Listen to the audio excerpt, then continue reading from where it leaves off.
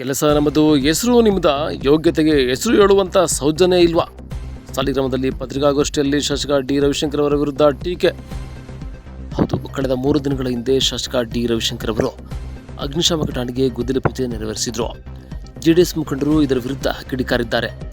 ಮಾಜಿ ಸಚಿವ ಸಾರಾ ಮಹೇಶ್ ಅವರು 2021ರಲ್ಲಿ ಸರ್ವೆ ನಂಬರ್ 738/7ರ ಆರಂಗಿ ಕ್ವಾರ್ಟರ್ಸ್ 1 ಎಕರೆ ಜಾಗವನ್ನು ಅಗ್ನಿಶಾಮಕ ಠಾಣೆ ಸ್ಥಾಪಿಸಲು ಕಾಯ್ದಿರಿಸಿ 16,28,818 ಹೆಚ್ಚುವರಿ ಅನುದಾನವನ್ನು ಆದೇಶಿಸಿತ್ತು.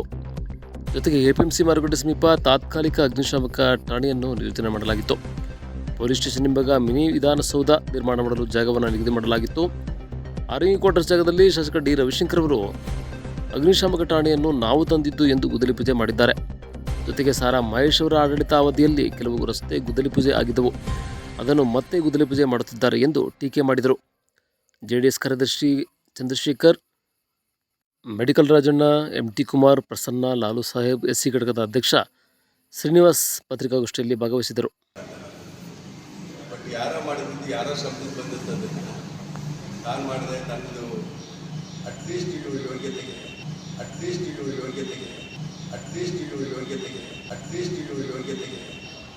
ಇಂಥವ್ರ ಕಾಲದಲ್ಲಿ ಆಗಿತ್ತು ಅಂತ ಅವ್ರ ಹೆಸರನ್ನ ಪ್ರಸ್ತಾವ ಮಾಡೋಂಥದ್ದು ಒಂದು ಸೌಜನ್ಯ ಸಹ ಇಲ್ಲ.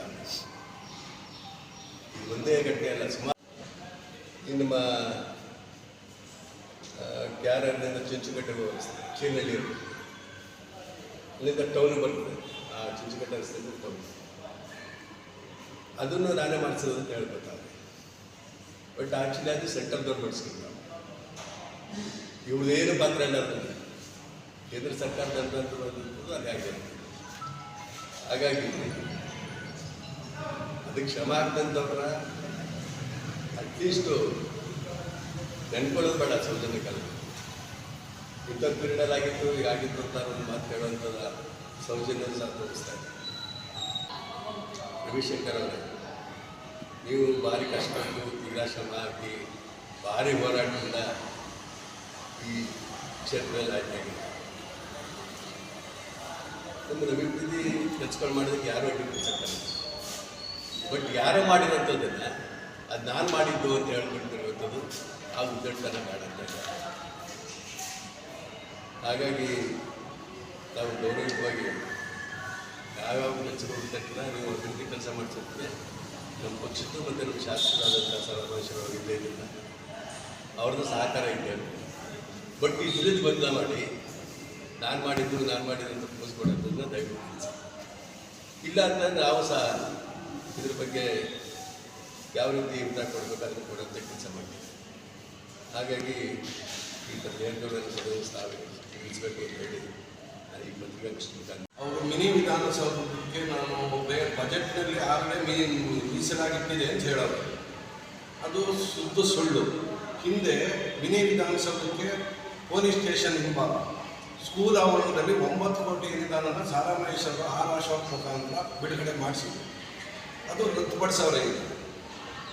100 ಹಾಸಿಗೆ ಹಿಂದೆ ಮಂಜೂರು ಮಾಡಿಸಲು ಕ್ರಮ ತಗೊಂಡಿದ್ದಾರೆ. ಅದನ್ನು ಇವರು ಈ ಬಜೆಟ್ನಲ್ಲಿ ಮೀಸಲಿಟ್ಟಿದ್ದಾರೆ ಅಂತ ಸುಳ್ಳು. ಈ ಸುಳ್ಳುಗಳನ್ನು ಅವರು ನಿಲ್ಲಿಸಬೇಕು. ಸುಳ್ಳನ್ನು ಇವರು ಸುಳ್ಳಲ್ಲ, ಇದು ನಿಜ ಅಂತ ನಿರೂಪಿಸಬೇಕು ಅಂದರೆ 9 ಕೋಟಿ ಅನುದಾನ ತಂದು ಮಿನಿ ವಿಧಾನಸೌಧ ಪ್ರಾರಂಭಕ್ಕೆ, ಕಟ್ಟಡ ಶಿಲಾನ್ಯಾಸ ಪ್ರಾರಂಭಕ್ಕೆ ಪ್ರಯತ್ನ ಆಗಲಿ. ಹಾಗೆ ಈ ಮೂಲಕ 100 ಬೆಡೆಡ್ ಹಾಸ್ಪಿಟಲ್ ಮಾಡೋ ಪ್ರಯತ್ನಗಳು ನಿರಂತರವಾಗಿ ಸಾಗಲಿ. ಖಂಡಿತವಾಗಿ ಇವರು ಅಭಿವೃದ್ಧಿ ಕಾರ್ಯಗಳಿಗೆ ನಮ್ಮ ಸಹಕಾರ ಇರ್ತದೆ. ಆದರೆ ಸುಳ್ಳು ಹೇಳ್ಕೊಂಡು ಜನಗಳನ್ನ ದಾರಿ ತಪ್ಪಿಸೋದು ಬೇಡ ಅನ್ನೋದು ನಮ್ಮ ಅಭಿಪ್ರಾಯ.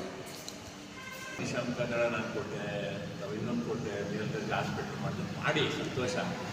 ತಾಲೂಕು ಕೊಟ್ಟಿರೋದೇ ಒಂದು ಇತಿಹಾಸ ತಾನೆ, ಅದು ಮುಖ್ಯ ತಾನೆ. ನೀವು ಏನೇ ಕೊಟ್ಟರು ಗಮನ. ಇವತ್ತು ಒಂದು ತಾಲೂಕನ್ನು ಮಾಡಿಸ್ತಕ್ಕಂಥದ್ದು ಇದೆಯಲ್ಲ, ರಾಜ್ಯ ಮಟ್ಟದಲ್ಲಿ ರಾಜ್ಯ ಸರ್ಕಾರದ ಪರವಾಗಿ ನಿಂತು ಹೋರಾಟ ಮಾಡಿ ತಾಲೂಕು ಕೊಡೋದಿಲ್ಲ, ಅದೇ ದೊಡ್ಡ ಕೊಡುಗೆ ಸರ್.